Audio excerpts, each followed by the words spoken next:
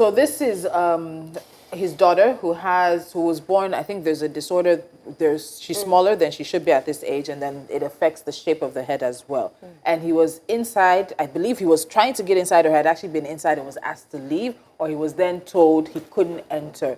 And apparently they told him he couldn't enter because of how his daughter looked. This particular incident, maybe because particular about children shouldn't suffer. I'm one of those that believes children shouldn't carry the sins of their fathers, and children are children, especially children with special needs. So this is not even the sin of the father. Yeah, that's what I'm saying. So in that even trajectory, I'm very wary about that. Children are almost like sacrosanct to me. You must protect them at all costs. And we always, and that's the irony. You hear some people say, oh, you want the fruit of the womb. You want the fruit of the womb. But if you're placed in a position where you can be a parent, where you can just be kind to somebody else, you wouldn't think about that. You would just not be kind. If you talk to a lot of older people, I've on my timeline on social media, I see those engagements where you speak to older people. What's the advice you give younger people? You keep hearing them say, be kind to one another. Be kind. And I don't think we are kind enough.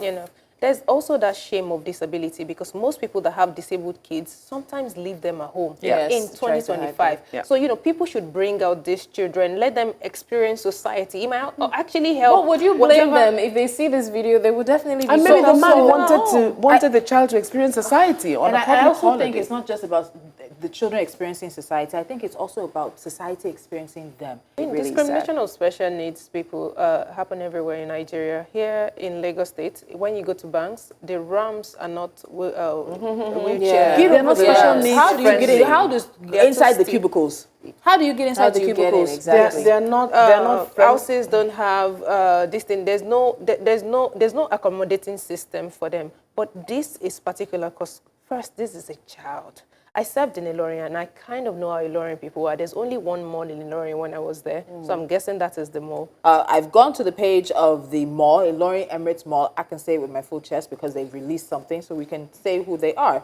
And they said that we dismiss this allegation and misleading information circulating in the social media. This allegation is not only untrue, but also malicious in an attempt to discredit the Ilorin Emirates Mall. A review of our CCTV footage shows that Mr. Folorunsho Badmus, they've named the father, entered the mall with his child without harassment or intimidation from anyone. So I'm reviewing the footage as it is now. Unfortunately, it's unclear within how the footage is. They're using arrows. Oh, God, I wish I had gotten this. They're using arrows to point to the father to show his trajectory and his movement around the mall or the entrance of the mall. And then there's a point in which he comes back, then somebody comes to him, is pointing this way. Then you see him going to sort of like, maybe not